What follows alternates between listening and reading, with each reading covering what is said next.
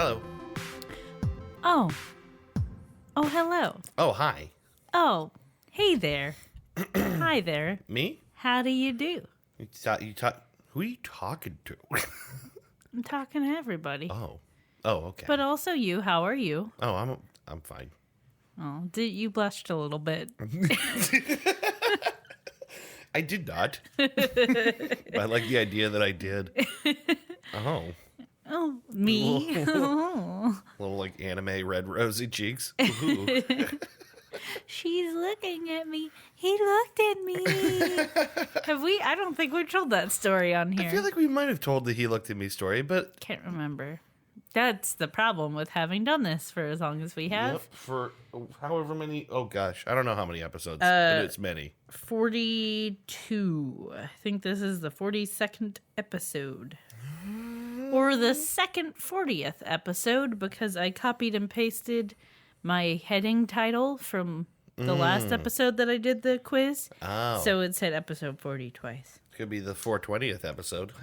Blaze it! Nope. No. Absolutely stop blazing it. Okay. Illegal to Illegal. blaze it. Go to jail. Go to jail for blazing it.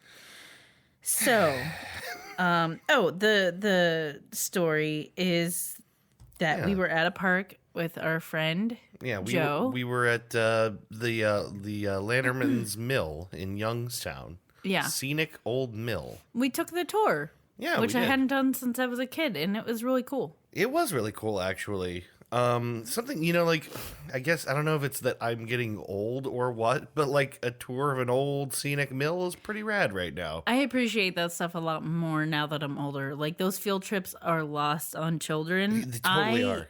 Vote for adult field trips where someone comes into your work and they're like, excuse Christy for the day. We're going on a field trip. Yeah. Our parents signed off on it. We're taking her out of here. And you take me to Lanterman's Mill. Yep. And I have a great time. Yeah, right. And also, we stop at Burger King on the way back, and I get a Whopper Jr. Oh, right. That sounds like a pretty good field trip. It does. That's like how every field trip ended in middle school. Because the Burger King was across from the middle school. Is that for real? It always ended at Burger King? I thought you just kind of added that. That sounded great. Oh, no, that was real. That happened. No kidding. One time I was almost left there. Stranded at Burger King. Yeah, that's what happens when you got to go to the bathroom. I guess. Do they just not count properly? Or, well, I guess... Actually, maybe it was McDonald's, but... You said you almost got abandoned One of there, those so two. clearly they I figured had it to out. chase after the bus. No. So someone else is with me, though. We both were almost abandoned. Oh, my God. Yeah, she was a really bad teacher who clearly didn't know how to do a head count. She was like a really bad teacher. Yeah. Also, I think she kind of didn't like me. Aw. That's okay. I didn't like her either. But those school trips were wasted on all of us because I feel like they took us to some pretty cool places, and I didn't ever pay any real attention. I know. It was just like screwing around, Right. making jokes, and not paying attention, or like being walked through like the Austintown log cabin that we have here. Yeah, which was involved. Was that involved with the No, I know what you're thinking of. Yeah. The Strock Stone House was involved with the Underground Railroad. and That's it's the one I'm thinking of. That's cool. pretty rad. We should go to that. Yeah, I would love to go there again. Let's go on field trips together. Grown up field trips. Grown up field trips. Gosh. That would be a great blog. It's almost like we'd be going off on like a goose chase. Yeah, let's make it a goose chase segment. We'll occasionally go on one and then we'll report back. Grown up field trip goose chase. Yeah. Yeah. But the Strock Stone House is cool in its own right. The Austintown log cabin is just like it was just like an early cabin. Yeah.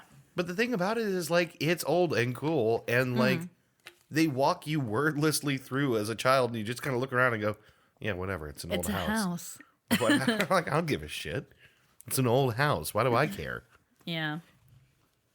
As a kid, I would have much preferred they took me to Mill Creek Park and put me on a paddle boat and let me... Yeah, just let me paddle around and maybe fall out when no one's looking. I mean, you wear a vest. Yeah, I know.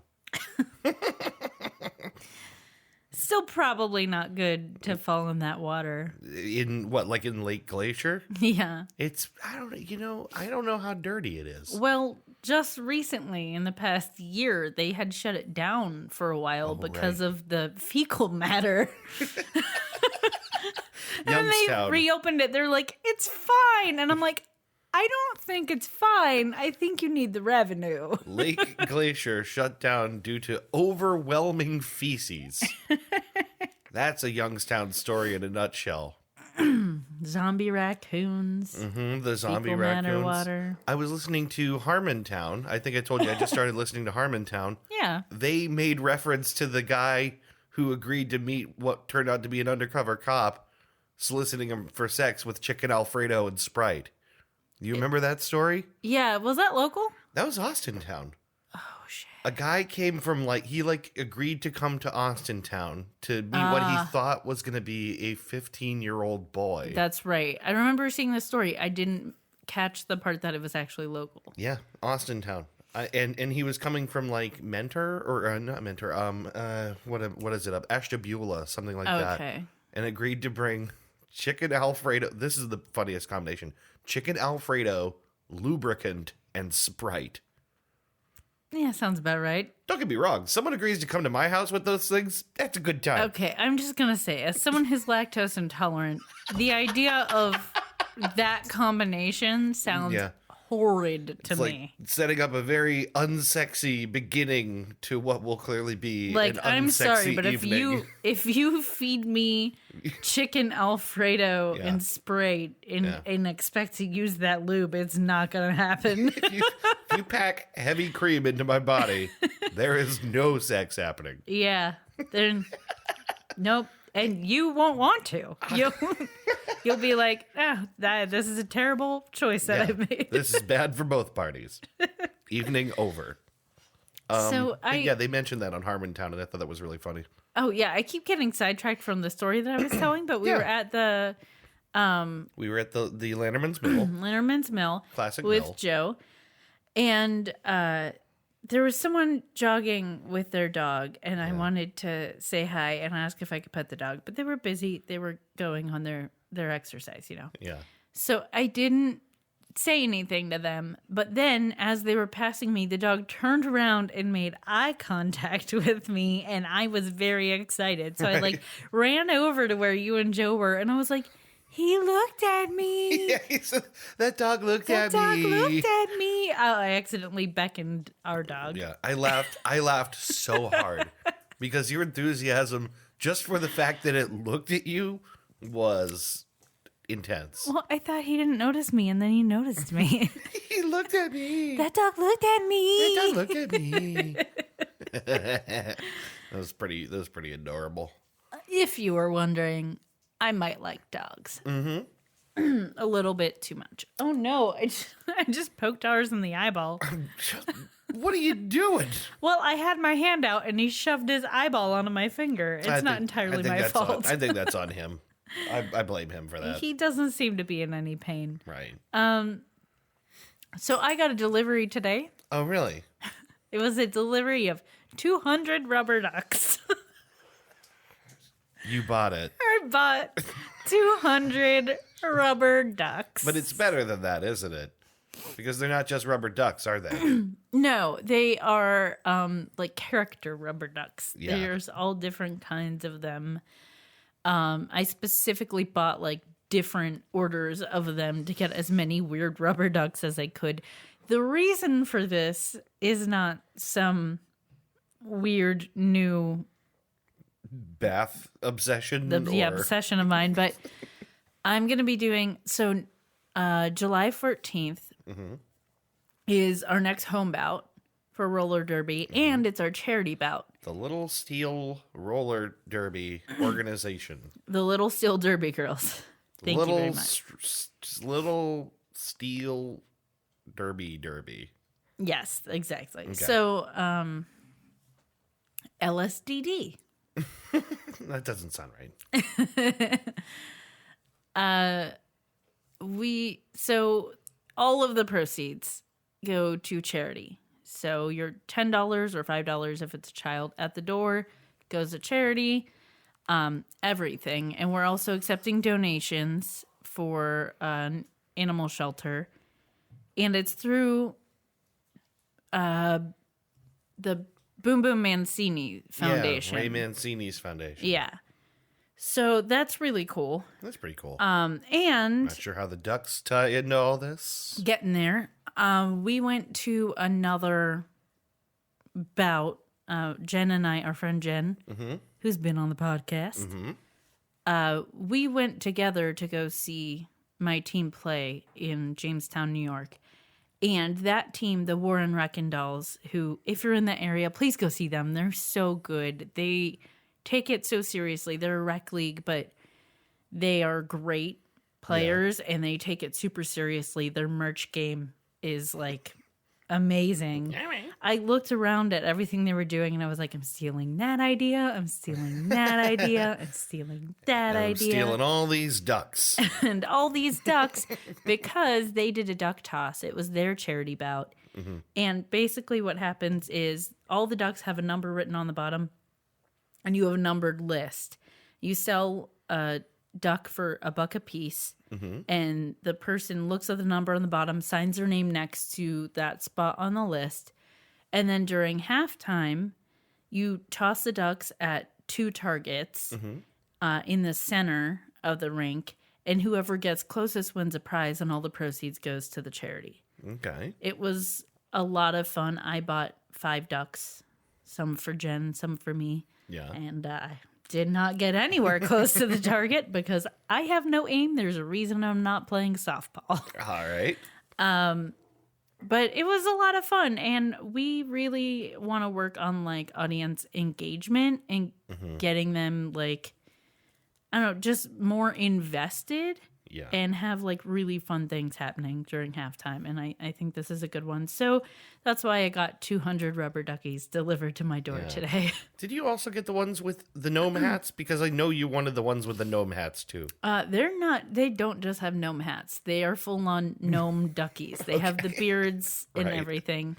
I did get those. I didn't receive them yet. Okay. But I had an idea that I think my mom might have suggested it, actually.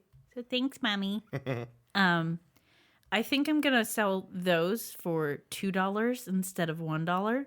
And if you win on the prize or win on the target with one of those, you get a special prize. Oh, okay. But I don't know what it would be yet. Because, like, I'm Lana Gnome. I'm hosting the game, and I can do whatever the fuck I want. Yeah, Lana Gnome's duck toss. And if you pitch in for a little extra gnome action, you get a little extra gnome prize. Right. That makes perfect sense. Right? Yeah. I liked it. Put those gnome ducks to good use. I have a little quick sort of like what happened to me this week. Yeah. My credit card number was stolen. That's right. That sucks. Yeah. I was super unhappy to find that. That was like was it Sunday or I can't remember. It was on the weekend. Saturday or Sunday. Yeah. It's I got I set myself up to get like text alerts whenever my card gets used, which for me was just because I got involved in this annoying magazine scam where I was billed like, $70 a month for what turned out to be like years. Yeah. Getting magazines I really didn't want. Mm-hmm. So I ended up getting all those charges reversed, which was great. But then I also wanted to get updates every time my card got billed. Mm-hmm. And I woke up and found a sort of like a text receipt for a $300 and some charge at Adonis Financial, which I had never heard of. And they were actually, they found it to be suspicious because they asked me to confirm it. Yeah. So after some fishing around to find out that this was in fact real text from the Discover Card people, I called in and found out that Adonis Financial is like the financing arm of a car dealership in Arlington, Texas, where I am not. Right. And with a little bit of conversation with the person on the phone, was able to get the card canceled and a new card issued, and it actually And they just blocked the charge. Right, they blocked the charge. They canceled the card. They sent me a new one, all over the course of like 4 days. Wait, did you say you got it? I got it. It's already back. I'm so excited because we were concerned because of your upcoming trip, and if something happened, you wouldn't have the extra Right. security of having the credit card just in case, Yeah. which was really the part I was most nervous about. Yeah, right. I mean, it helps to have a little extra sort of wiggle room there. So Well, you never know. Like, stuff comes up, and it's good to be able to use it if you have to. right. You hope not to, but Yeah.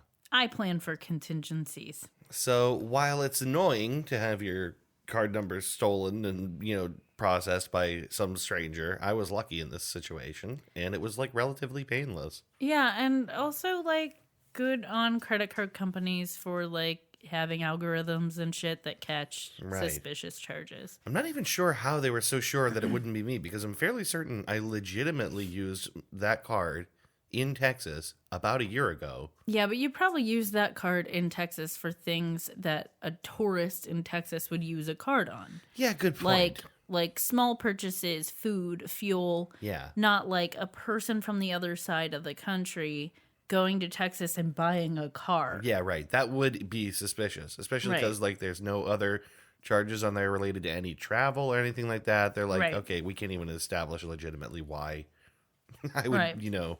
be there, let alone trying to buy or put a down payment on a car or something like that. So Yeah.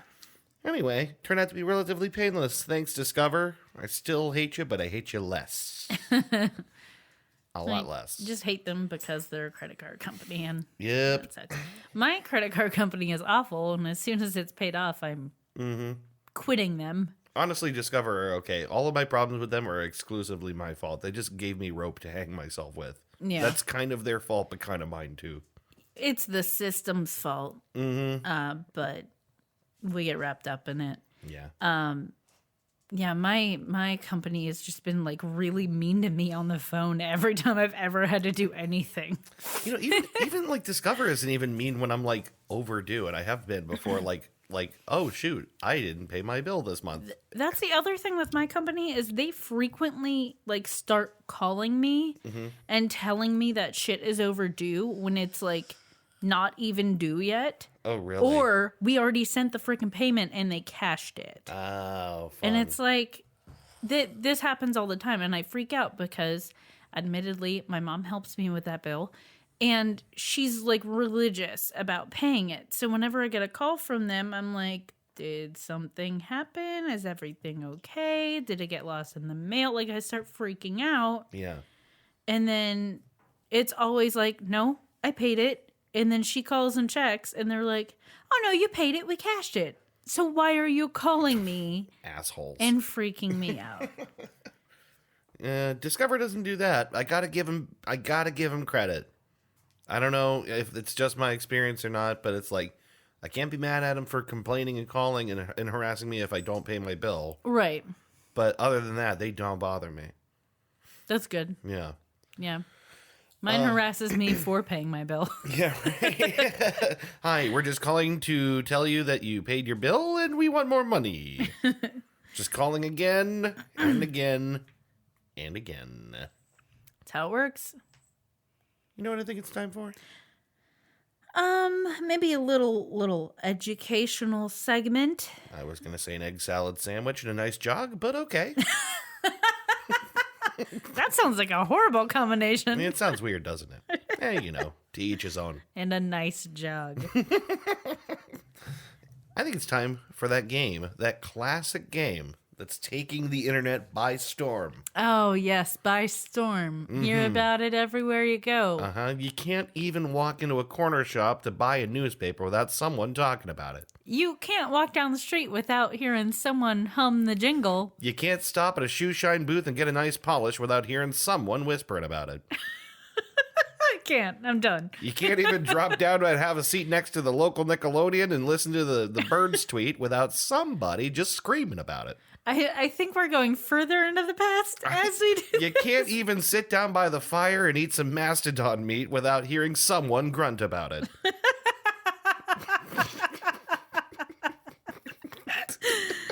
Oh, I would happily have you do that forever. I could. I know you could. You can't even swim around the primordial soup Oh, without my hearing goodness. someone squiggle about it. Squiggle about it. All right, let's get this Yes, going. it's- For the record, it's Trues and Fnews. Yeah. Not bad. I like that one. We really got to flush this out. Yeah, we do. First, Flush this out? Yes. Flush it out. Flesh it out? Not flesh it out. We're going to flush it out. We're going to flush this out. All right. Don't point out my mispronunciation. God damn it! God, that's so good. Don't point out my pronunciation. Oh. You picked the perfect time to fluff that. You had to like lose all control over my mouth. Don't point out my. Don't point out my. Okay. Sorry. Here we go. Sorry, everyone. It's not your fault I can't talk. So, first headline. Mm-hmm. Oh, God, this is going to be difficult for me since I suddenly can't speak. Okay. Luguti, Indiana man, required to register his vehicle, a Radio Flyer wagon pulled by his 2 German shepherds named Radio and Flyer. That's awesome. Second headline. Awesome. Annual sidewalk chalk drawing contest canceled because some participants brought knives to a chalk fight. All right. And UFO toy discontinued for teaching kids that Nazis could travel in space. What? Oh, man. I have no idea right now which of these is the true story, because those all make me scratch my head. All right. Okay. You ready for a recap? Let's hear them again. Luguti, Indiana man. It's spelled Loogootee, by the way. Luguti, Indiana man required to register his vehicle, a Radio Flyer wagon pulled by his 2 German shepherds named Radio and Flyer. Okay. Second headline, annual sidewalk chalk drawing contest canceled because some participants brought knives to a chalk fight. I like that a lot. And lastly, UFO toy discontinued for teaching kids that Nazis could travel in space. Wait, Nazis couldn't travel in space? I mean... God, then that old movie Nazis in Space is a lie. There are definitely several movies... Yeah. But they're parody movies, of course. Yeah. I feel like that sounds like that's like a good, like, sort of like a 60s pop sci-fi kind of film, like... There were several made... I mean, they were made fairly recently. Somewhere in the 2000s, I think. But there was at least one on Netflix.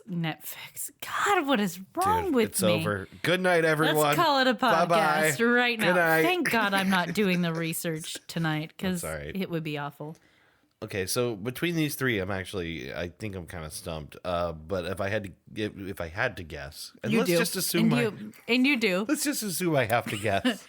It's kind of the point of this game. Yeah, right. If I had to guess, and I do, gosh, I think I'm going with Radio Flyer guy. And the only reason is that the details are real good. I don't stump you. Oh my God! No way. Yeah. Do you have a second guess? Bravo. You know that at the end of the Shia LaBeouf song where he's in the audience and he's just standing up and applauding? That's how I feel right now. I'm pretty proud of that. If I had a second guess, I'm going with knives and chalk fight. Also wrong. Wow, girlfriend. I was truly inspired tonight. This is your best news quiz ever. You know, you suggested I just try to make them up. Yeah. Because they're always good, so I went for it. Your creativity And also I had an energy drink today, so my brain is in like prime firing mode. Yeah, that was amazing. I'm super proud of those. Those are really good. I'm going to print those up and put them in some kind of plaque. Okay. You might end up on our Goose Chase Rogues Gallery for being too creative and shifty. I'm so proud. Yeah. Well I done. done stumped you. You done stumped me twice. Yeah. Yeah, I'm impressed. Yeah, you got me on the 33% and then you got me on the 50%. Yeah. Let's talk about the fact that UFO toy was discontinued for teaching kids that Nazis could travel in space. That's, I'm not saying Nazis couldn't or could fly in space, but I am saying that it's definitely not a toy's business to tell me one way or the other. So a German toy manufacturer That makes it worse. has pulled one of its products from shelves because it was supposedly teaching children that Nazis mastered space travel. Revel, R-E-V-E-L-L, which is based in North Rhine-Westphalia in Germany, sold the round aircraft, which stated in its product description that it was the first object in the world capable of flying in space. According to the local.de, the Military History Museum and German Children's Protection Association had complained that the toy was historically inaccurate. According to the product box, the ship can reach speeds of 6,000 kilometers per hour, which is 3,728 miles per hour, and was not built beyond the test phase because of World War II. The toy even features symbols from the Third Reich. Oh, no. Wait, so it's a spaceship with swastikas all over it, and they still thought this is a good idea to sell to kids? I don't know that it had swastikas on it, but it had other... Like the eagle and shit? Something. I can't see from the picture. It is camo. It's a color. Do you want a little? Hold on a minute. Is there anything dumber than a camo spaceship? I mean, it's clearly a UFO. Like, it's supposed to be. Is it supposed to blend into the rest of space like that? I'm just gonna say that it's not camo. Like, if it's in the sky, yes, camo is gonna stand out. It's gonna stand out everywhere except if it crashed. Right. Dumb Nazis. Yeah. Not a good idea. No. Gosh, can I get a closer look at that since I see you have it there? It's just like such a strange thing to me. Let me see if I can embiggen this picture here. I think we need like a new rule here. Where's Bill Maher for another new rule? New rule: Germans can't make any Nazi themed shit. It's a bad idea. Or, well, no one should really. Yes, but especially Germans. I mean, I feel like most wouldn't want to. Right. But definitely not the Germans. No, I mean, like, most Germans wouldn't want to. Yeah, no, that's why it's kind of baffling. Yeah, right. No, this is weird looking.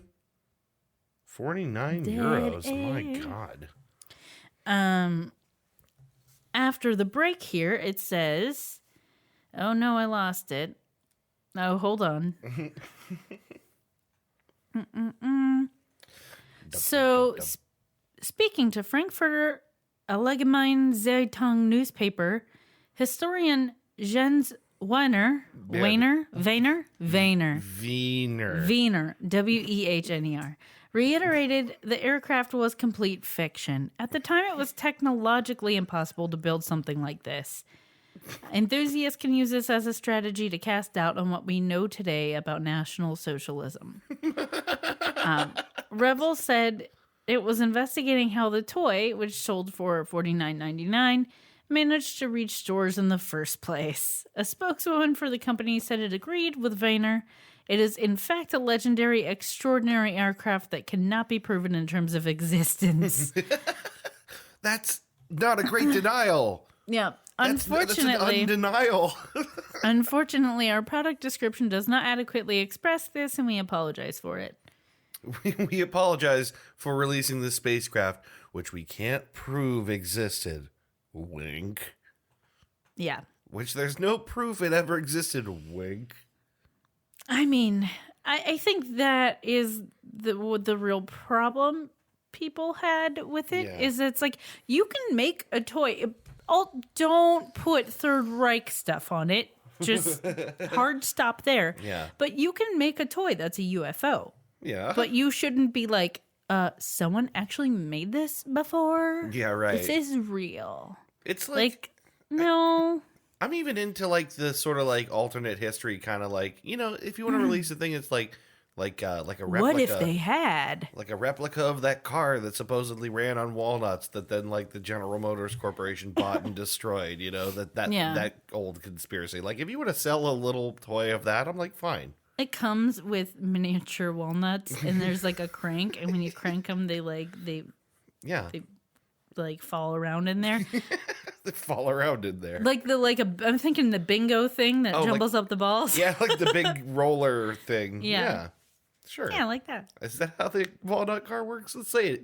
I'm going to say it is. Yeah. They bounce around in this there. is make-believe. It's our legendary walnut car. We could do whatever we want. We're going to make it. Yeah.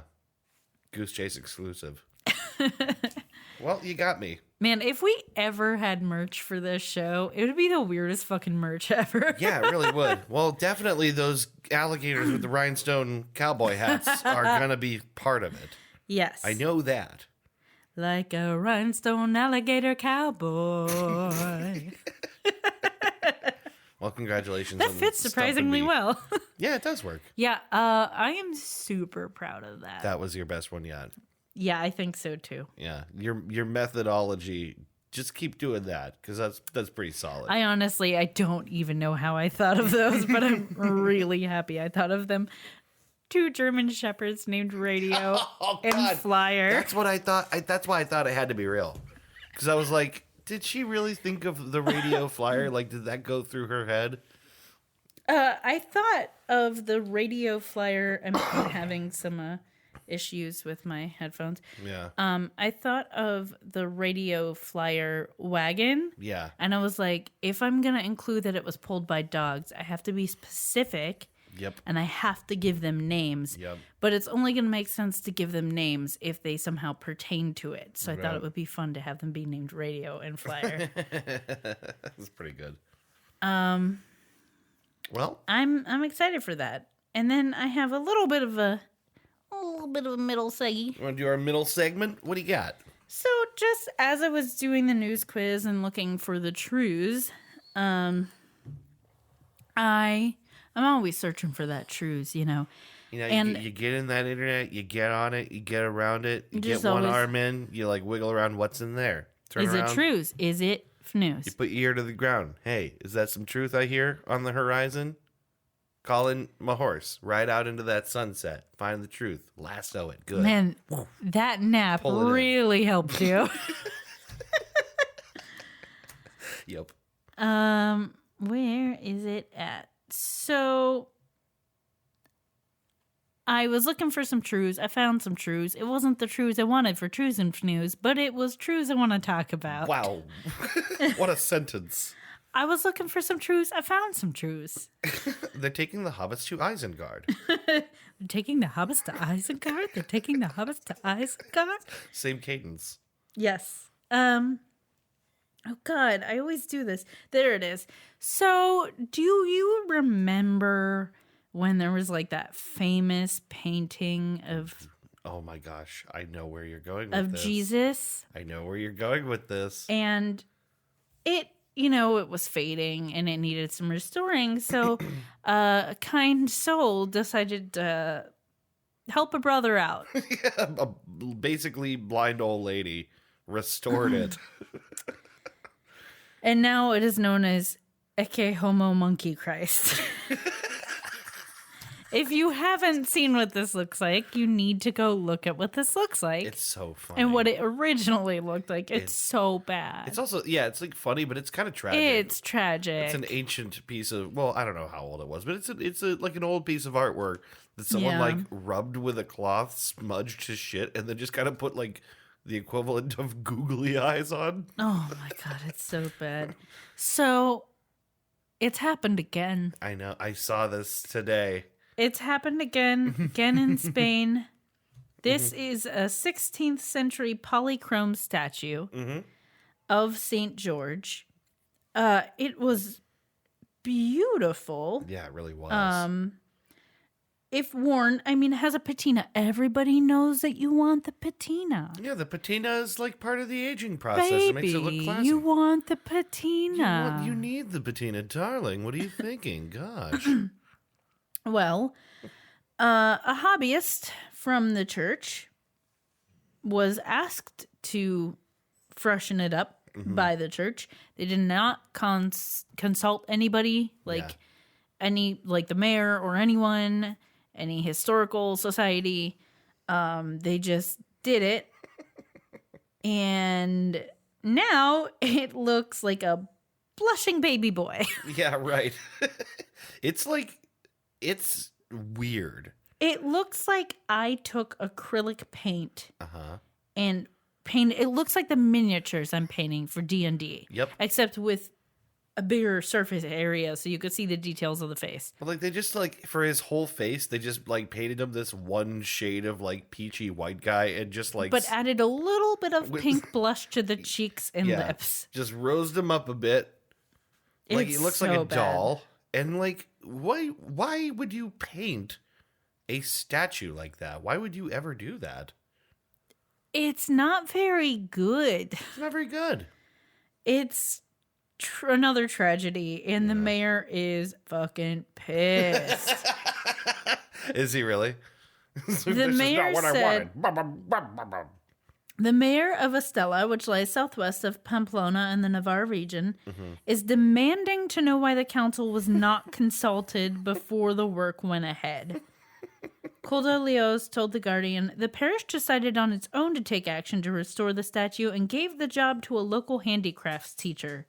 The council wasn't told, and neither was the regional government of Navarre. Yeah. The mayor said he had been to see the statue and was not happy with the result. It's not been the kind of restoration that it should have been for this 16th century statue. They've used plaster and the wrong kind of paint, and it's possible that the original layers of paint have been lost. Leo said experts have been called in and were checking whether it would be possible to undo the restoration work and restore the statue to its previous state. This is an expert job. It should have been done by the experts. Sorry, technical difficulties as a dog just rams his snoot into the phone. He was demanding pets. He really is. God, what a little nosy little boy.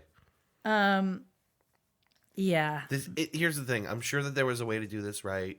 I don't know what it would look like. And honestly, I kind of feel like it should have been left. It should have been left in an aged-looking state. If something needs restored, there's a right way to restore it. Sure. And if you don't have various degrees saying that you know how to do that, you should not be the one to do that. Yeah, this is like the domain of like art historians and stuff, right? And like... Right.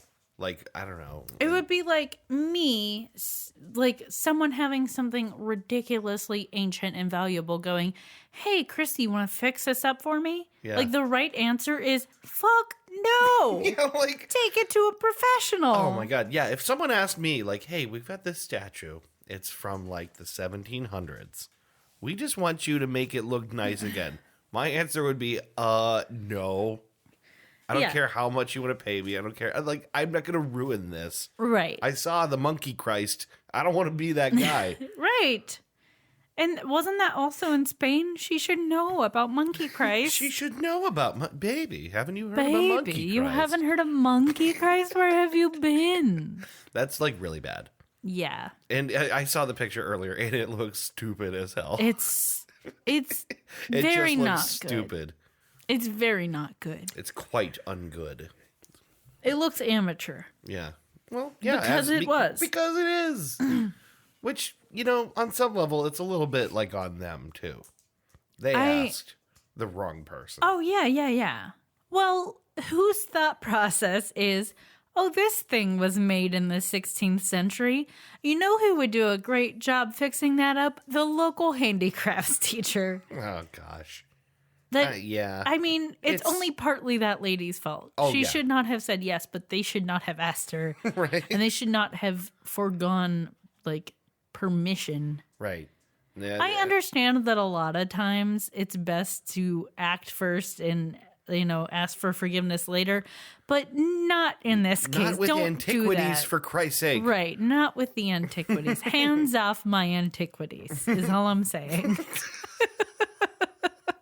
That's the goose chase. That's the goose chase ask. Hands off my antiquities. Well, why don't we take ourselves a little break here? All right. And come back in a minute with the main segment for this episode. Okay. I'm going to give Boba the pets that he so badly desires while we're on break. Because he desires Because them. he wants them. All right. We'll be back in a minute with more Goose Chase. All right.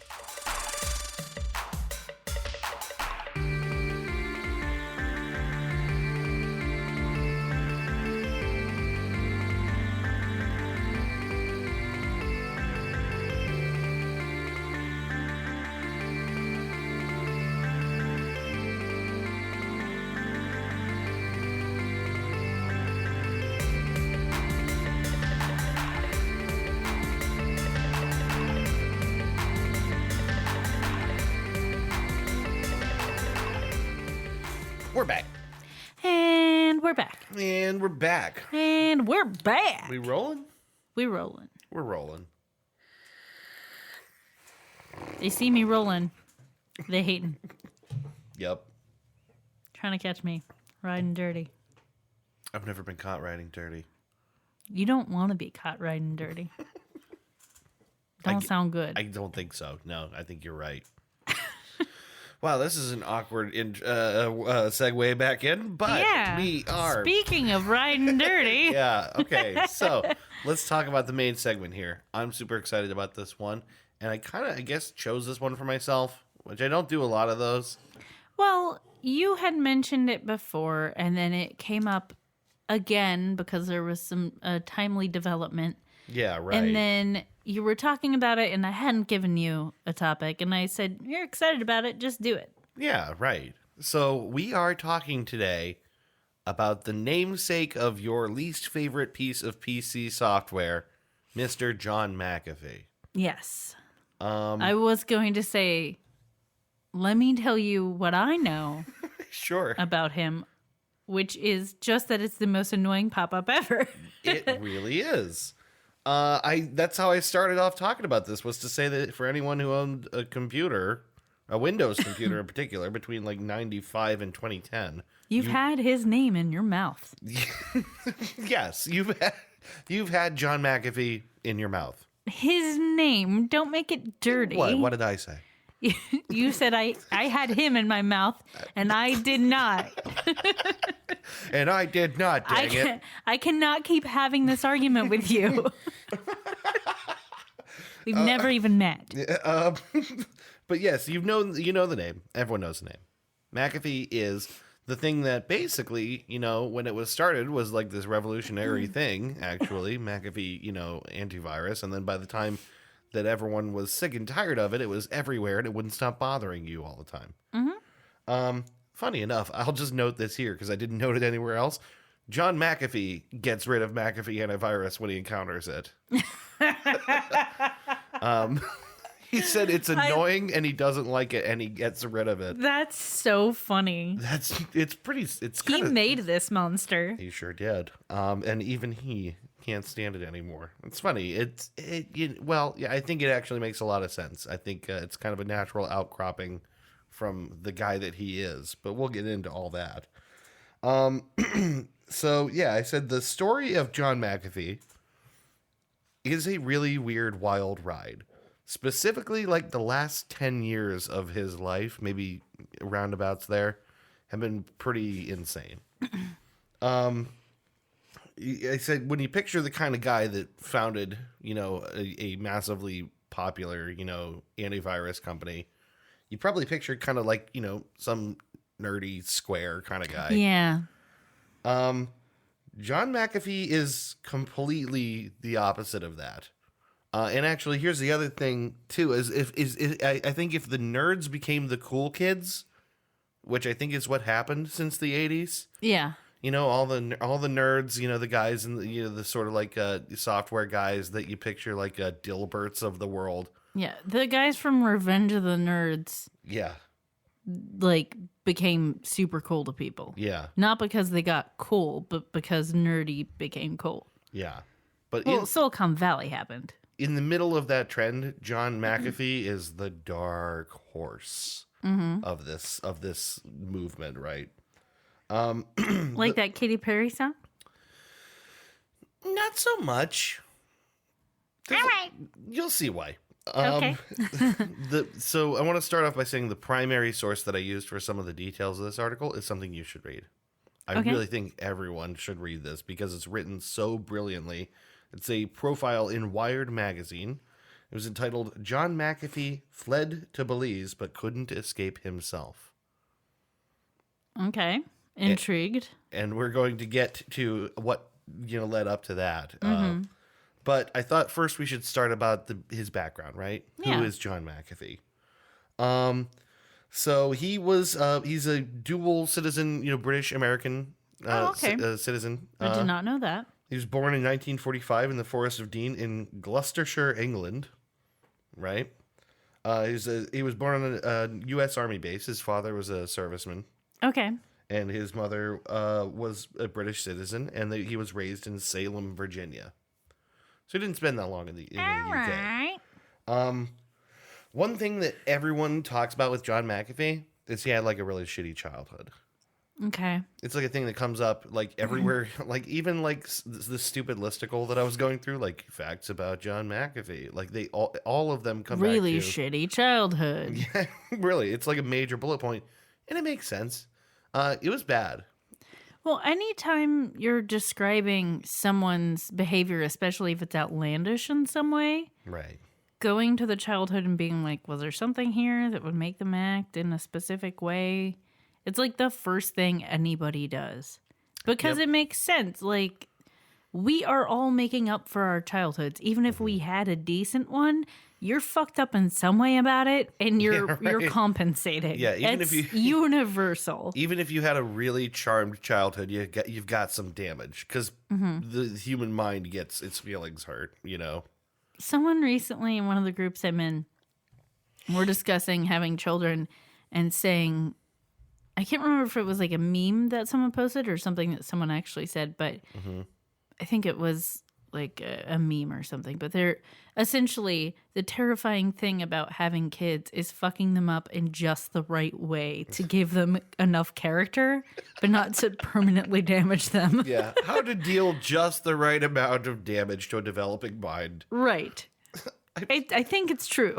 Someone was just talking about this. I can't remember. Maybe it was no, I can't remember who it was, but someone was talking about like, look at all these successful people, all the successful people you can think of, and like there's like this very common trend of like their dad didn't pay any attention to them or something.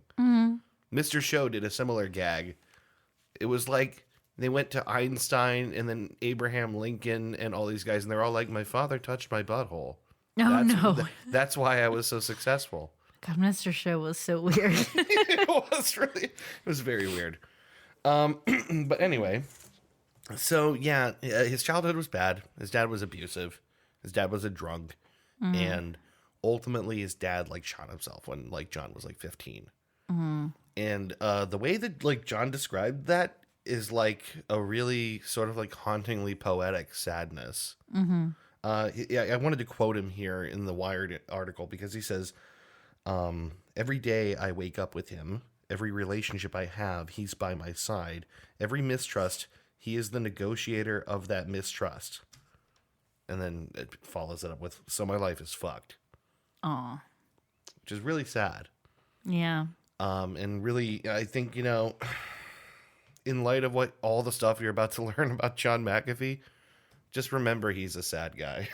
Yeah. I feel like in that situation, in people who were in abusive situations, and then something happens to their abuser, especially something like that, like him taking his own life. Yeah. There's got to be a sense of relief and then a feeling of guilt because it was his dad. Yeah. You know, and we have always been told, even though it's not always true, Right. that you have to love your parents. Yeah, right. You know, oh, well, they're your parents. Some Yeah. things are inexcusable.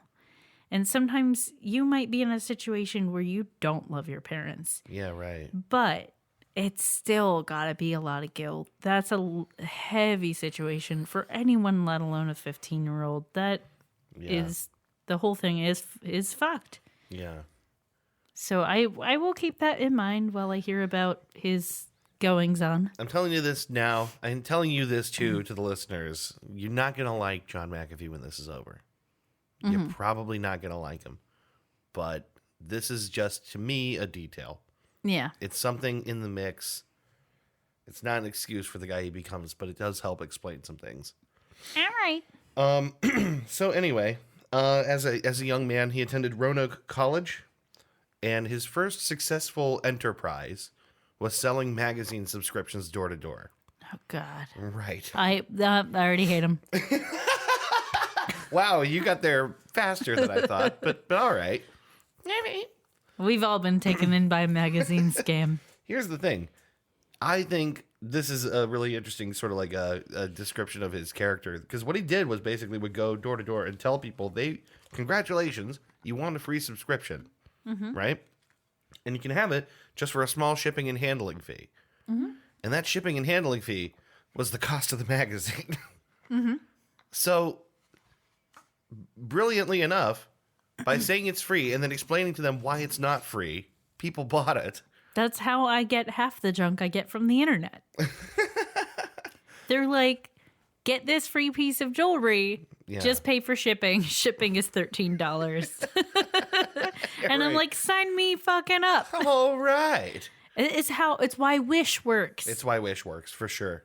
Without a doubt. And also child labor, probably. Yeah, probably. It's all the same sort of cognitive dissonance, right? I think it's an interesting detail that he did this. I just think it says something about his personality, sort of like it's like a sales trick that sort of speaks to like the kind of mind that he has, I think. Well, I'm not convinced that he necessarily came up with that on his own. I feel like that's the kind of thing that's taught when you sign up to do that kind of job too. But the fact that to execute it. Yeah. It's all about confidence. It's about creating, Are you saying he's a confidence man? I am, actually. I think in some level this is just a legal scam.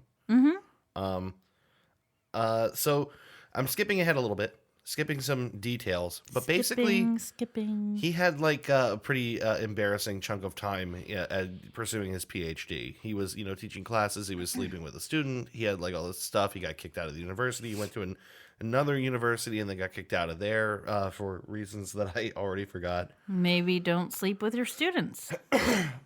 Boy, are you in for something here. This is... I told you you're not going to like John McAfee. I don't either at this point. But basically, skipping a bunch of his postgraduate time, he ends up working for the Missouri Pacific Railroad in St. Louis in 1969, right? Okay. What he's doing there is that he's a math guy. He was like pursuing a mathematics PhD or whatever. He's using computers to route trains. Okay. Right? So they have this like experimental IBM computer system that's going to help them like most efficiently route trains. And he's working on that system. And he's also on a fuck ton of drugs. Like a lot of drugs. That's definitely what I want to know about the guy working on the computer system to route the trains. I know. Well, because that's the thing is like his dad was like an abusive alcoholic, and John McAfee followed in with the drinking immediately in college and then went on to drugs and all that stuff. Addiction is a disease. Right. Yes. Whether people are, used to thinking about it that way or agree with that, it is a disease. And if there are addicts in your family, you could have an addictive personality too. Yeah, I think it's like where it starts. Like the minute that he's, out and in school, right. Like I said, his dad dies when he's 15. Yeah. It's not long after that he's like on this path. Of course, I'm not saying like some of those behaviors are learned as well. Right. And I would definitely, in his case, he had opportunity to learn that. But yeah, like shit started to hit the fan in real life, and then he fell back on that. So he's doing a lot of recreational drugs. Apparently he's typically on acid anyway, but also this one particular day when he's working this machine. Oh, I guess it was like the late 60s, but in my mind, I'm like, that's a weird thing to just consistently be on, but okay. Well, it's like it's a lot of things. Acid is his like particular favorite, and he's doing a lot of it at this time. But if it makes sense at any time point, it's that time point, right? Interestingly enough to me, he decides also one day on the job to do a line of DMT. Ooh, that's a bad combo. Yeah, right. And when the line doesn't really do anything, he like snorts the rest of the bag.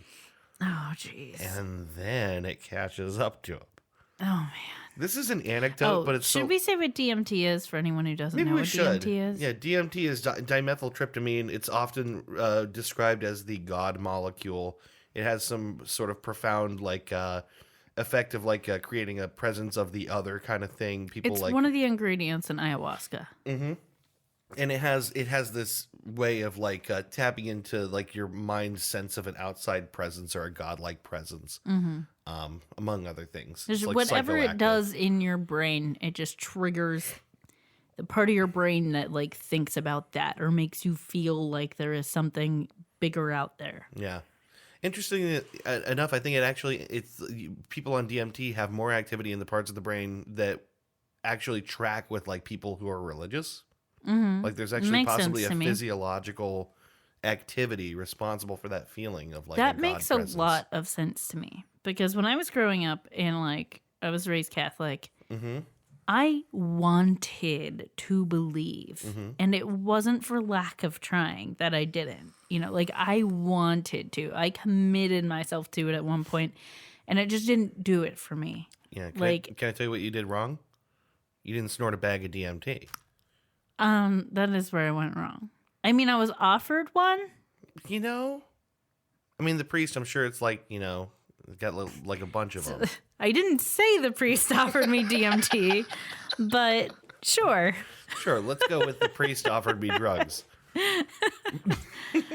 I would actually not want to slander his name. No, He of was course, actually yeah. a really good person. Is a That's- really good person. Yeah, if I'm thinking of the one that you're thinking of, everyone Yeah. loved that guy. Yeah. Loves that guy. Loved that guy. Loves. Oh, okay, Loves.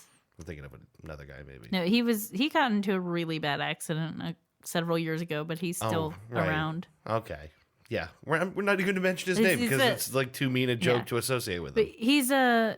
he got in a motorcycle accident because Yeah. he's a cool priest, Yeah. and he was riding his motorcycle, and it was bad. But he's good. He's still doing some priesting. Still priesting around. Still priesting a little bit. Yeah, everyone loves that guy. Yeah. Nothing bad to say about him at all. But so meanwhile, in 1969, John McAfee has just snorted an entire bag of DMT. And he is also on acid? Yeah, Or- he's also okay. on acid, and then a line of DMT, whole and then a bag of bag of DMT. DMT. Yeah. So apparently this goes really badly. Man, Apparently Who- it's not good. would have guessed. The Wired profile that I referred to describes this, and I wanted to like quote it directly. Mm-hmm. This is a little bit of a passage here, but I just need to read this as it is because Okay.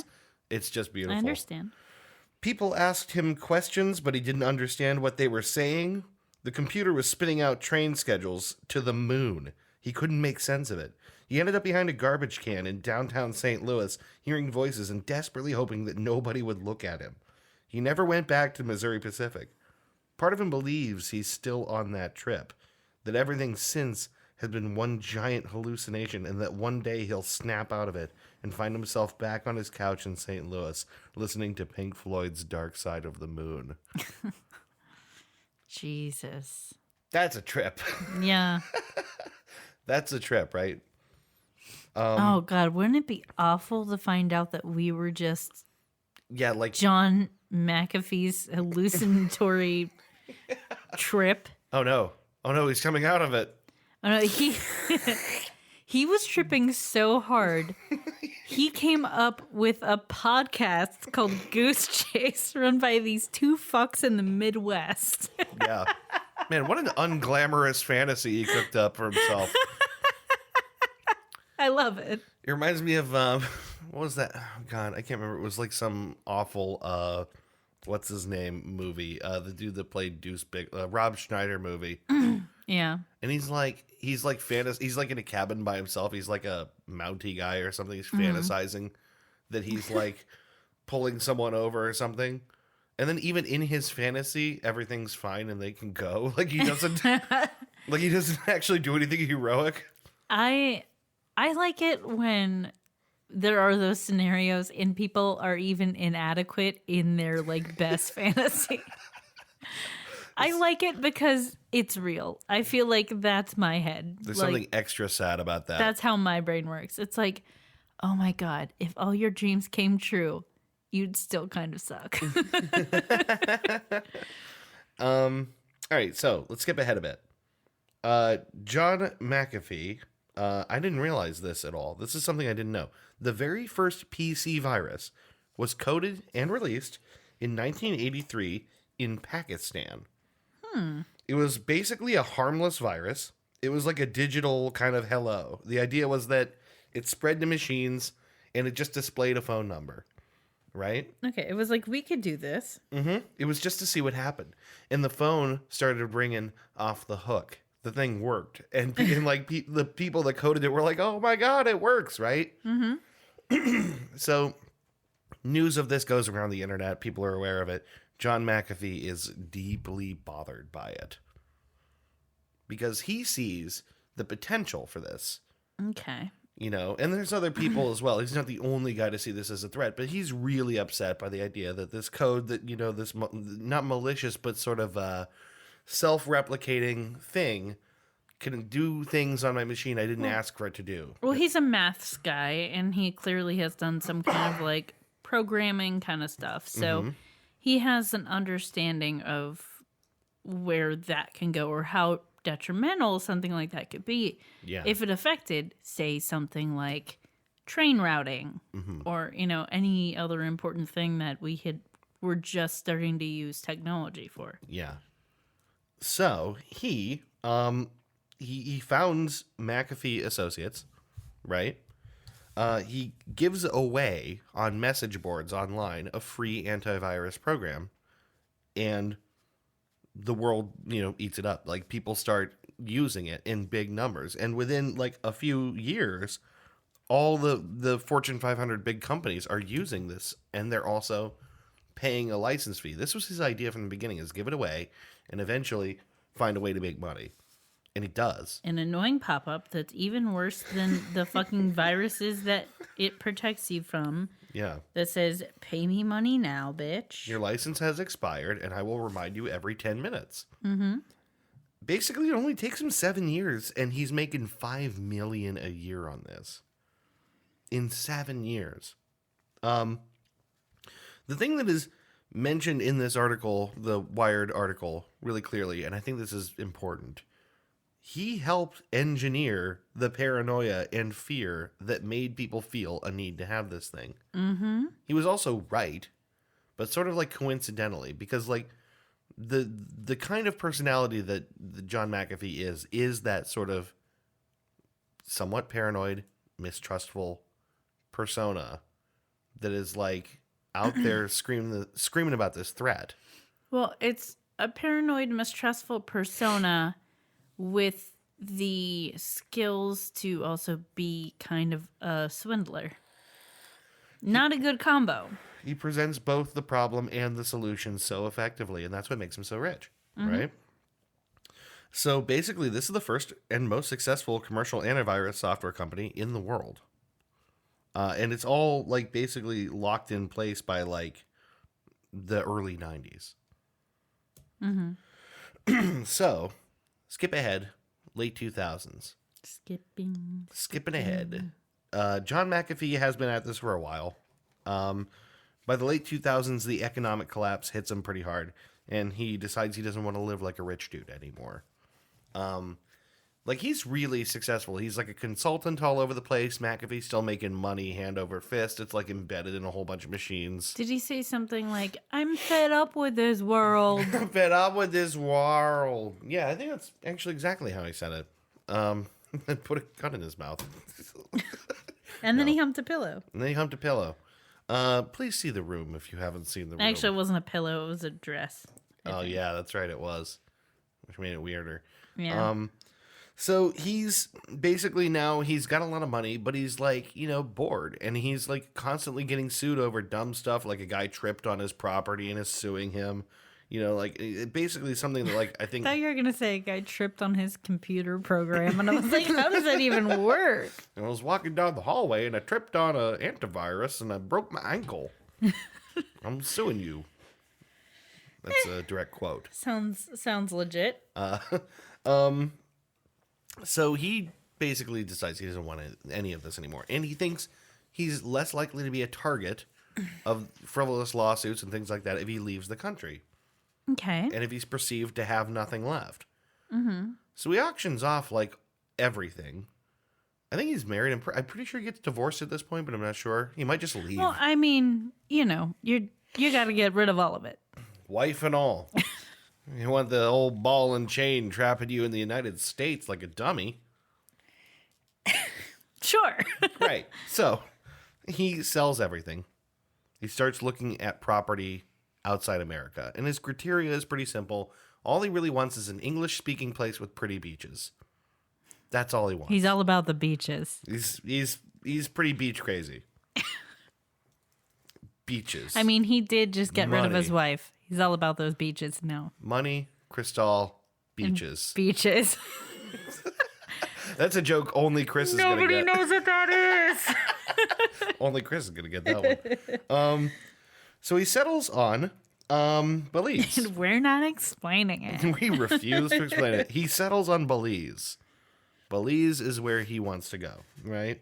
Mm-hmm. He buys a villa on Ambergris Key in Belize. I had to check to see if it's pronounced Ambergris because that doesn't sound right. It is.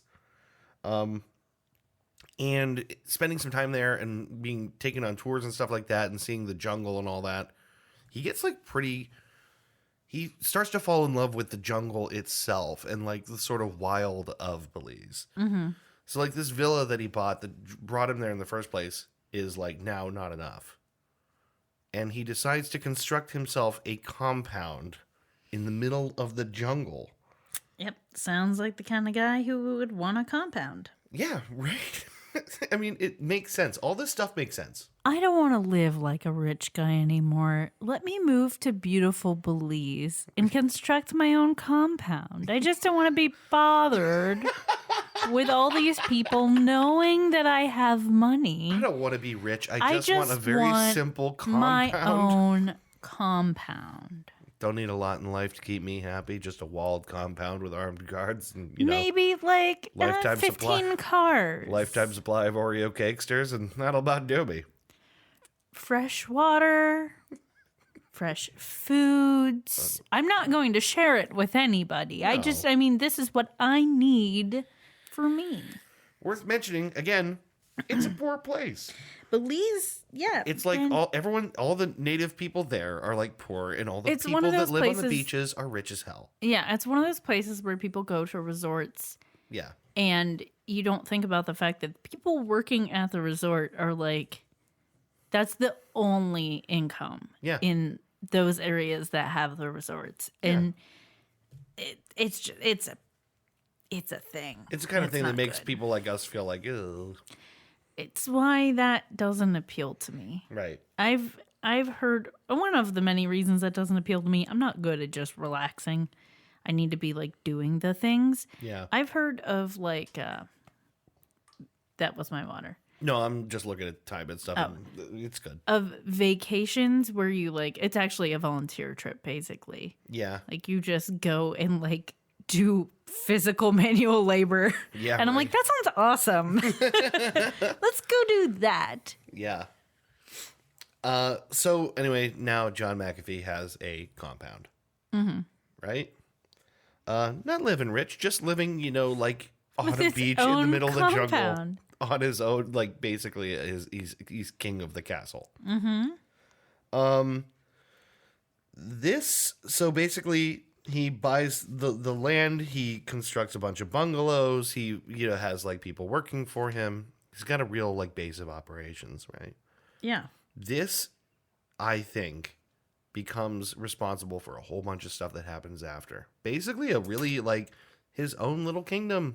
His like a little permissive environment where he is truly in charge. Yep. Which nothing can be worse for someone like him than completely rolling the roost and having no checks and balances. Yeah. I think just like you can, even the very little prism into John McAfee that I've provided here, which is undoubtedly not his full personality and doesn't explain everything about him, but the little I've told here, this is a guy you think for his own well-being shouldn't be in his own little fiefdom by himself. Shouldn't be unsupervised. Yeah, right? This is a person that needs to be told no every now and then. Yeah, I think so. I think most people do. Yeah. Some people are like, have a sort of fantastic constitution to them and like, just know well enough to keep themselves on track. Most of us are a little bit weak from time to time and need limits. I also think most people with money, your sense of reality is skewed. Mm-hmm. So every now and then you need a little bit of pushback. You need someone to be like, that's absurd. Yeah, right. You already moved to Belize. You already are in a beautiful place. You have a beautiful place to live. You don't need your own goddamn fucking compound. Right. I mean, I think the Wired article made some mention of, like he loved the jungle because it was this place where you confront yourself. It's like very like a dense, deep place where like you confront who you are. I think he got it. I think he got exactly what he wanted. And do all the DMT that you want. Where it grows on the trees, the DMT trees. You just pluck it down. I am sure there's ayahuasca happening in Belize somewhere. There may be. I don't know, actually. So now all that happens. He leaves basically in 2008, early 2009. Now it's late 2010. He is now setting up facilities on his property because he meets a local researcher who is interested in like natural antibiotics and doing research on like plant stuff. And this woman seems legit too. Like this is not like a swindle. This woman like has credentials, has ideas, and John is very, very interested in that. He decides to himself, well, after all, I was an antivirus guy. Now what about like if I find ways to like, wipe What about real antiviruses? Yeah, like what if I right, exactly. Like what if I have now a business around, like getting bugs out of the human body, right? Okay. So he builds a facility, and he Seems like a little bit of a god complex. There's something there.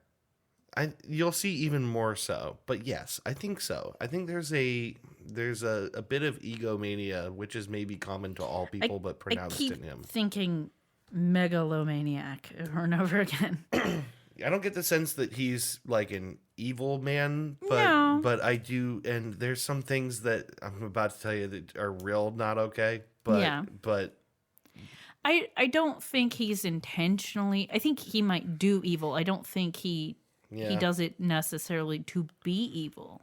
He's a complicated person. Yeah. So yeah, he builds a research facility. He's got armed guards. He's like, it's getting a little bit out there, right? Mm-hmm. He's starting to notice that he's changing. He starts to like send emails to friends and stuff, like just being like aware that the world is changing him somewhat. He says that he notices his hygiene is slipping, his dress is slipping, he's losing inhibitions. He doesn't mention this in emails, but he's been frequenting a local brothel a lot. It's the name is Lover's Bar. It seems like he doesn't drink when he's there, and he claims that he's been sober ever since an experience, in the late 80s that caused him to like break down and quit. But he does go to this place just to sort of observe. Like he's got a thing where it's like You can't see my skeptical face, but Dave does. Yeah. Well, are we okay? We're fine. I knocked my bottle of water into the microphone and everything is broken now. Tisk tisk. It tastes like watermelon. Okay. It's a watermelon infused water. I thought I should share that.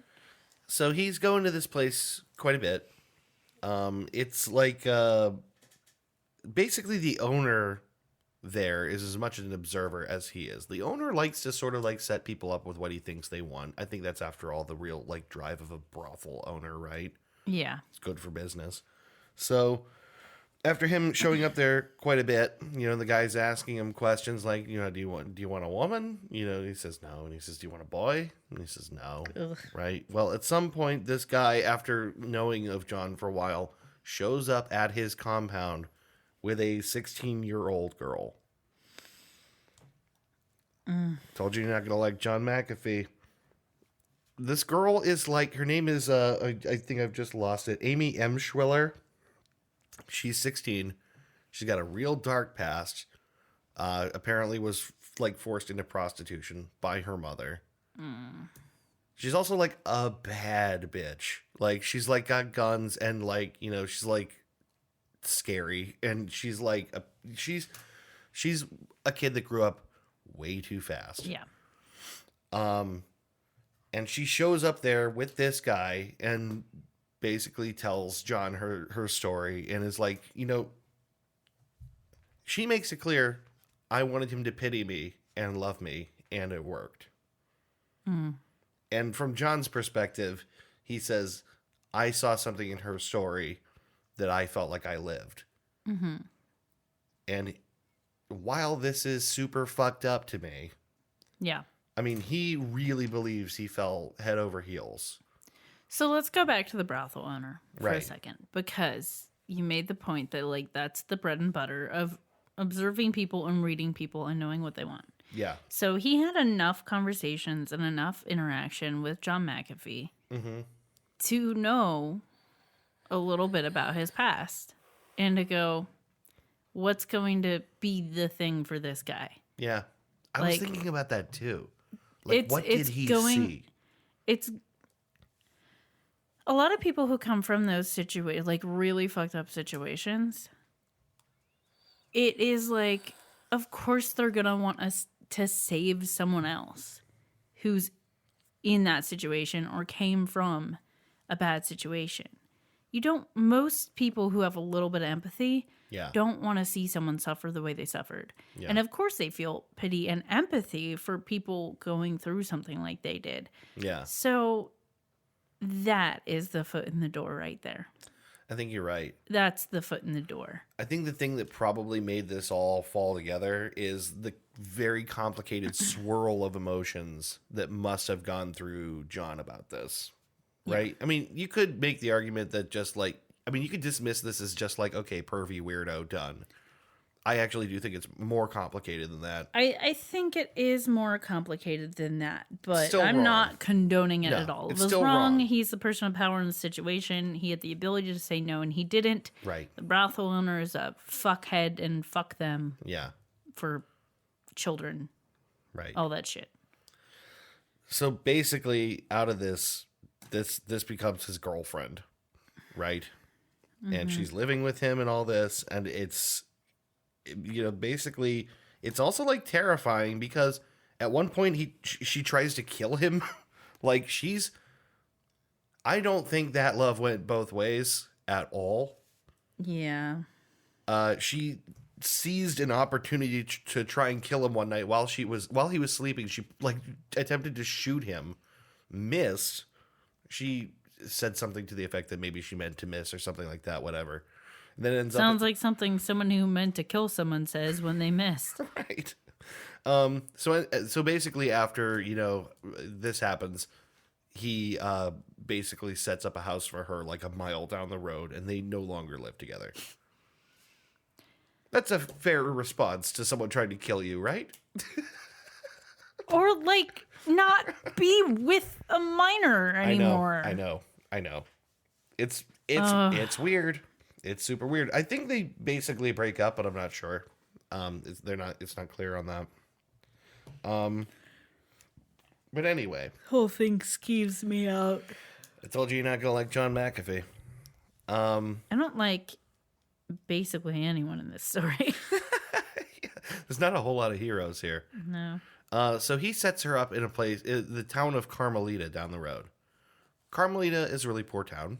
Its major industry seems to be selling sand, like literally sand from along the river. They sell it for like construction and stuff. Okay. That's like all they got. Amy convinces John that the town is actually full of narco traffic, that it's actually like a hotbed for like a transit line for drugs into the United States, right? Okay. And at one point, someone like fires off a gun outside her house, and she thinks she's being intimidated by somebody. So she's potentially got some like paranoia and stuff going on too. Right. John's response to this is to go vigilante. This is like an even weirder turn in the middle of his story. He like shows up at the home of like the guy that had the gun and like threatens the family to turn over the gun. He like shows up like John Wayne and like, or John Wick. Yeah. I mean, if there was a dog, it'd be John Wick. Yeah, probably. Actually, he does have dogs. Like, we'll get into that too. But he goes. I'm in it for the puppies. That's all I'm saying. Oh, don't be in it for the puppies. Oh, I'm sorry, but I already am. It's gonna end horribly. Yep. It always does. So he rolls into town. He starts basically rolls in like a cowboy, like he's gonna clean up the town. And the whole town is like, "What the fuck? Like, who's this guy? Okay, white guy. Who's this like rich dude that like is like showing up telling everyone how they're gonna do everything?" Did you not know that we make our money by selling sand? Like, Right. what are you going to do here? There never is any concrete evidence that this town has anything to do with like narcotics trafficking. John is convinced. He says, like 99% of crimes go unreported because, it's like a very like serious cartel thing. So, that's why you wouldn't know if it was. Meanwhile, the cartel is like, oh, yeah, we're serious, but we're not fucking with that place. Yeah, right. So basically, between having a lab on his property and being a cowboy in his spare time and having armed guards around, some of whom actually are tied to organized crime, but they're the most effective guys you could find. And an underage girlfriend. Eventually his house gets raided. Right? The police, sweep in on him. At one point, what they're looking for is methamphetamines. They think he's manufacturing methamphetamines on his property. Again, remember, he's got that big lab. Makes sense. At one point, a dog comes charging at the cops. He's got, more than one dog. One of them comes charging at the cops. Cops shoot it dead right there. And he's screaming, "What the fuck? That's my dog!" And, obviously, it's like a whole nightmare, right? Yeah. Gets detained. They search the property. No trace of methamphetamines. They're never able to convict him on anything. And you would think if it was the case, they absolutely would, right? Yeah. They surprised him. So he's already kind of at this point after all this feeling a little bit unsafe, right? Feeling a little paranoid. Like after your entire compound gets raided, you don't really feel safe there anymore. Yeah. This is where it takes one more bizarre turn. And this is the thing that made everyone, who wasn't already following John McAfee a few years ago. Is this the new thing? No. The new thing is a little bit of a footnote at the end of all this. Okay. It's just the thing that made me think of him, to look into his story anyway. A couple of years later, end of 2012, one of his neighbors turns up dead. The guy is a British expat or something like that. And he, turns up face down in a pool of blood. And John is the primary suspect. He doesn't know this when they start to go after him, though, because apparently he's walking down the beach one day and he hears these. Apparently, everyone in Belize, I didn't know this, no one drives cars. They all drive these buggies. Oh, okay. Little That's buggies? scooters or something. Yeah, and they the police ones have a distinct roar to them or something. So he hears this and freaks out. He just knows they're after him, right? Turns out he's right, and goes to evade capture. He runs off and he hides in a bush on someone's patio. I like on this their image. What's that? I like this image. He's hiding behind someone's bush, on Man their who property. owns own compound with armed security hides in bush in front of neighbor's property. It's just in making himself into a triangle shape. You can't see me. The thing is, while he's hiding, I'm a bush. Have you seen that meme? yes, if I'm not a I'm a bush. shrub. It's a shrub. I thought it was a bush. I think it's shrub. If I'm not a bush, I'm not no one. I love that guy so much. Know your memes. So he's hiding behind this bush, and he can't see the police, but he just feels like he's surrounded. So he stays there really still for a really long time. Then he hears one of them cough, and he's like, "Oh shit!" Because they're right above him. He spends all night hiding behind this bush, waiting. Eventually, in the morning, they all give up and disperse. And he finds his way back to the compound or whatever. They almost had him. He flees to Guatemala, among other things. There's some steps in between, but essentially finds his way to Guatemala. He knows that he's a person of interest in this guy's death.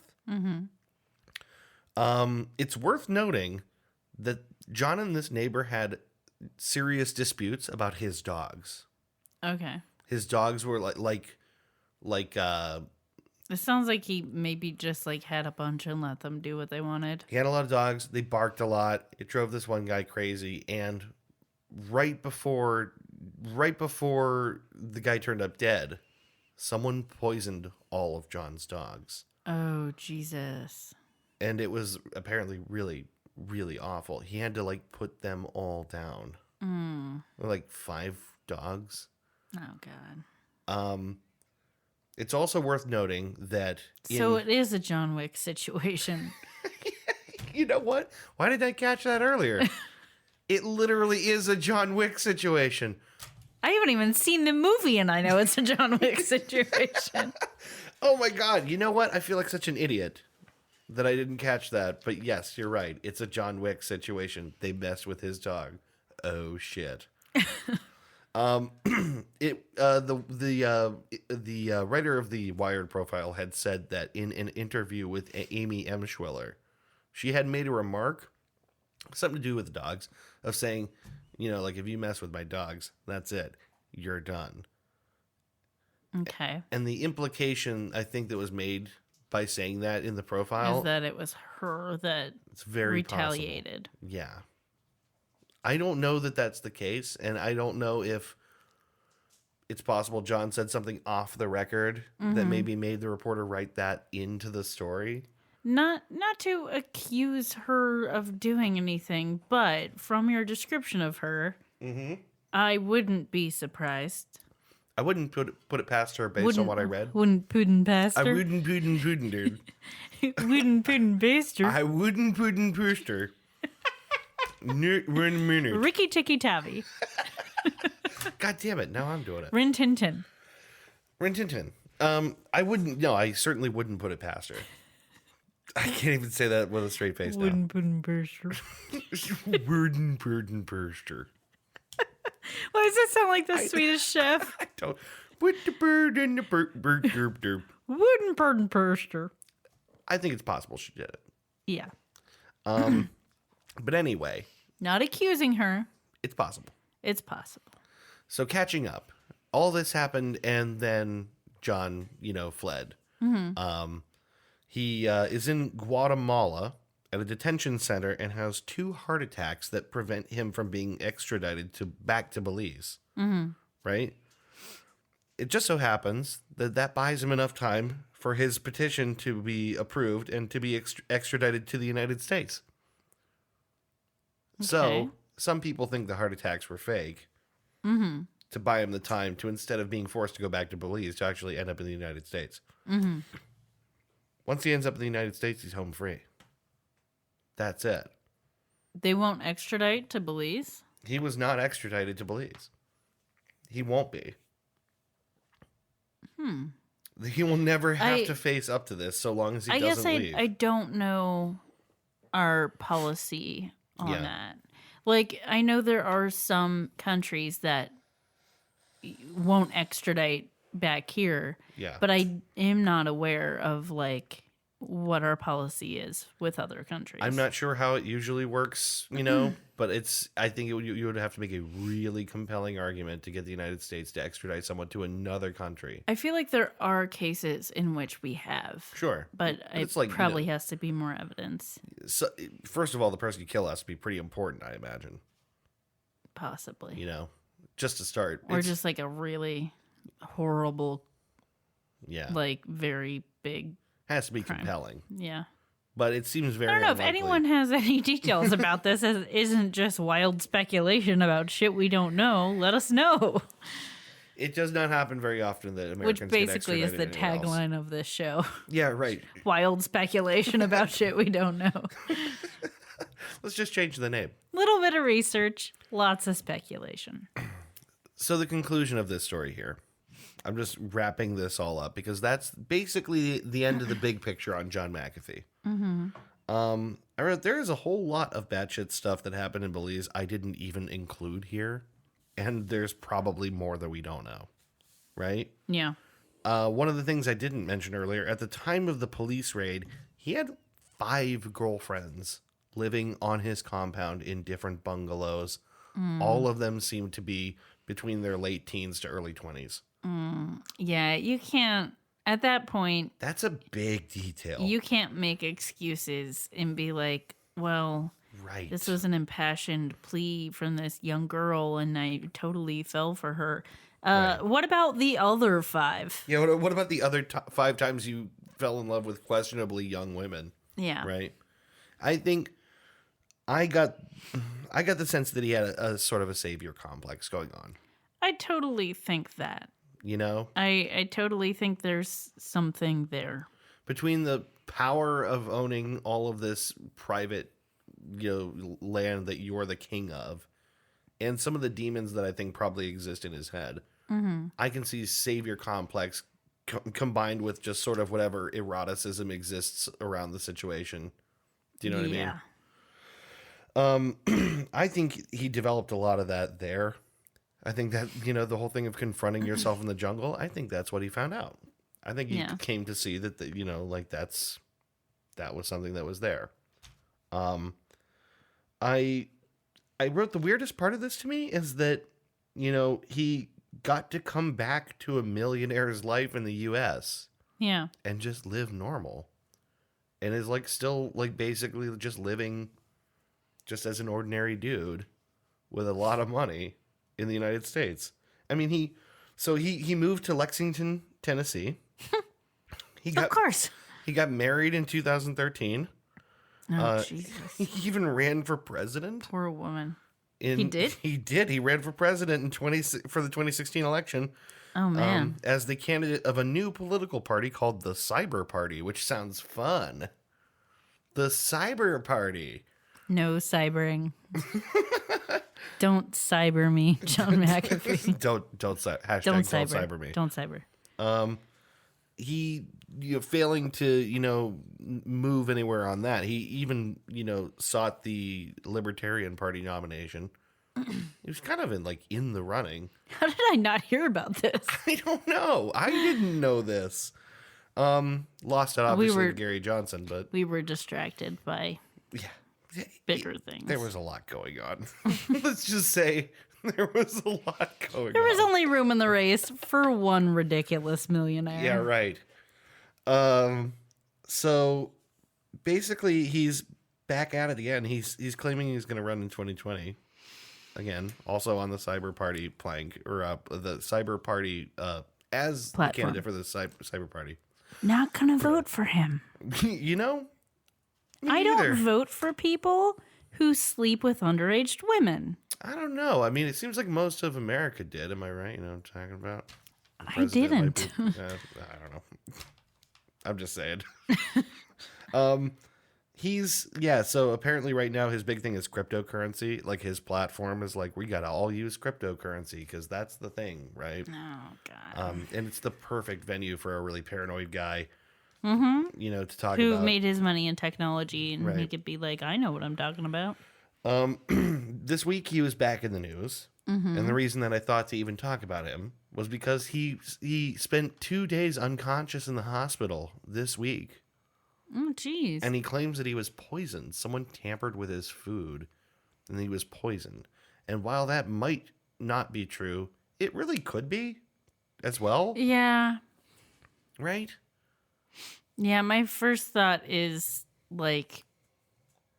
probably not true, but then my second thought is, yeah, but, he's had a lot of shit happen, and he is fairly high profile, so who fucking knows? People get poisoned, and people who murder people and get away with it are a target for poisoning.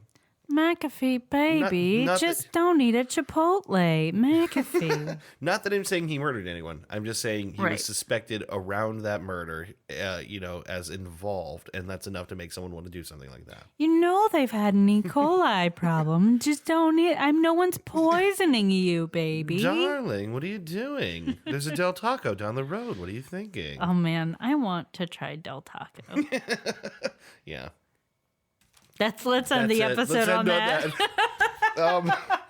Well, last point here I want to make about John McAfee. It's not Del Taco. It has nothing to do with Del Taco.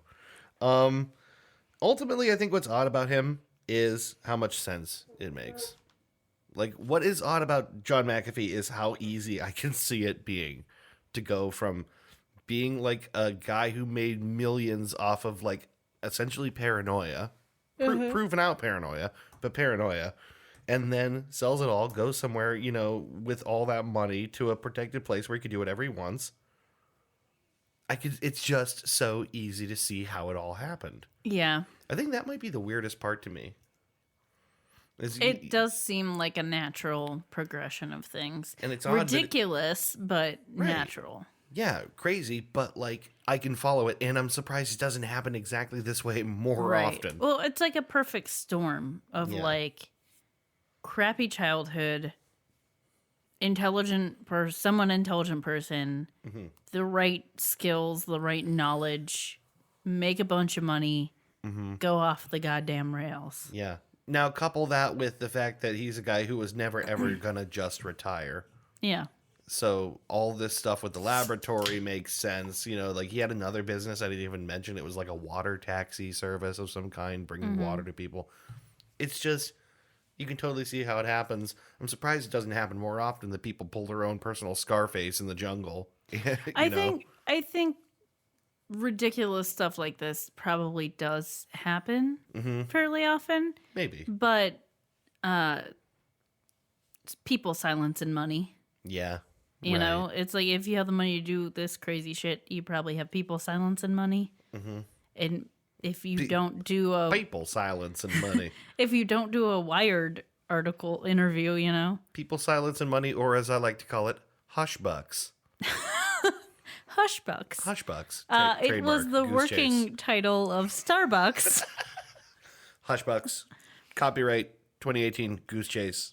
And the logo was like Hush Puppies, like the old cartoon character, but they had boobs, and everyone thought it was real weird. What? Because the Starbucks logo was that mermaid. Does she have boobs? I think the original one, she's got some boobies. Well, we're gonna have to look into that one. I'm looking it up right now. Right. Yeah, my final bullet point on this is just that I don't think John McAfee. I don't think you're done hearing from him. I really don't think this is a guy who could just chill out somewhere. I don't think he's capable of just like that. hiding. No, yeah, right. I don't think so either. I mean, he pops up all the time. He went to Belize to get away from it all and ended up being accused of murder. Right. So which, again, I think that's a sign. I want to make it very clear because we're talking about a person. I actually don't think he did it, but even if I did think he did it, I wouldn't say that he did it. You know what I mean? Well, that clears it right up. Yeah, but I wouldn't say that he did it like a definite thing. Right. But no, yeah, I actually don't think he did it, but I think someone around him might have been involved with it. I mean, someone did it. Yeah. Someone did it. That's true. Yes. Something has happened. Something has happened. So yeah, that's it. That's John McAfee in a nutshell. I told you, you're not gonna like John McAfee. And I don't either, but I feel like I understand something about him. Like I can understand some of the damage that put him in the places he was and did some of the things he did. I feel like I understand to the extent I can, like as an outside observer going, I could see why the things that happened to him, like the things that influence his personality, you know, how things led to what they led to. Right. It's not out of, like, the realm of reality at all. Right. So what I'm trying to say is John McAfee for president 2020. No. No, definitely not. But, yeah, that's it. Here's the original Starbucks logo. She's got some little boobies. That's true. She's got some little boobies. And two tails. Yeah, it's like it looks more like a sort of like a Greek sculpture than like the sort of iconic line art woman that it has become. Yeah, it looks more like just an actual statue. Yeah, and she got a little bell too. She got a little belly, a little bell. Yeah. So you know what? In the revised logo, she does have two tails. It's just kind of cut off, so you can't tell that she's holding her tail. Okay. This is fascinating. So, in conclusion to this story about John McAfee, Starbucks. In conclusion to this story about John McAfee, the Starbucks lady had boobs once. Yes. And that's it. You're welcome for that. So yeah, that's it. That's all I got. That was very interesting. Crazy, right? Yeah. Like a very strange life. I will say one last thing. They're making a movie. I was gonna say, I expect a movie. Who do you think's gonna play him? I'll let you guess. Bradley Cooper. No. Think an actor currently in the hot seat who might want to play someone crazy, rich, and insane. There's just too many. Johnny Depp. Oh. Yep. So I'm gonna feel sick real of bad hearing about him. I know. I'm gonna feel real bad not watching this movie. Let's pirate it. Yeah. It makes so much sense to me. Why wouldn't you cast Johnny Depp as John McAfee in this crazy thing? Like, it makes perfect sense. Of course, because he basically is John McAfee. Like with less access to like guns and you think Johnny Depp couldn't get guns if he wants them? I mean hired guns.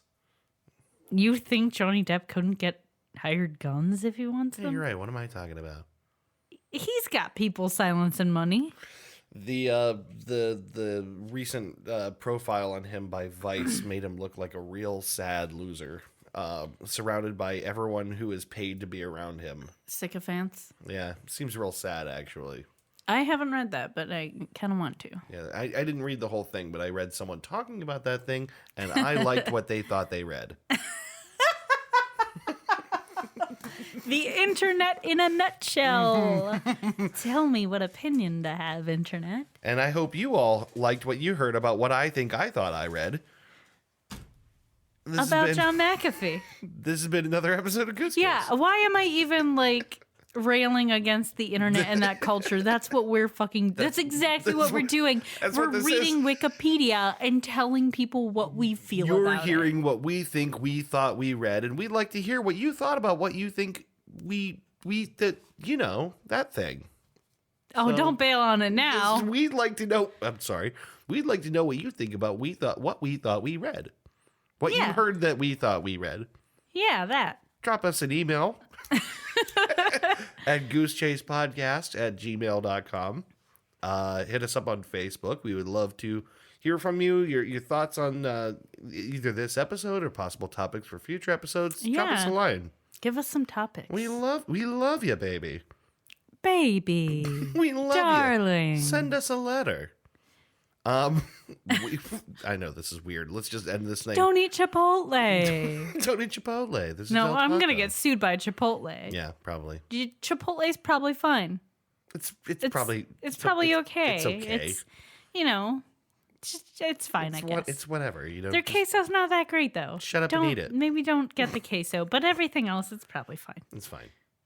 My eye is twitching. All right, let's call this episode. Thank you once again for listening. This has been another episode of Goose Chase. Goose Chase. We will see you not this week. Oh, yes. We're going to have a week off. We will see you the week after with a follow-up to I don't adventure. Even know I have an adventure, and I'm going to Dave be is going all on about official Goose Chase business. Yes. I am not going with him. No, because I can't. I will be reporting on this in 2 weeks when we come back with a new episode of Goose Chase. Yes. Thanks for listening. Bye-bye. Bye. You've been listening to Goose Chase. We are Goose Chase Podcast on Facebook and Twitter. On Twitter, our handle is @GooseChasePod, and our website is www.goosechasepodcast.com. If you have any topics you'd like us to research, please email us at goosechasepodcast@gmail.com. If you like what we do on the show, please rate and review us on iTunes and Google Play. Want to go on a goose chase? Ooh, yes.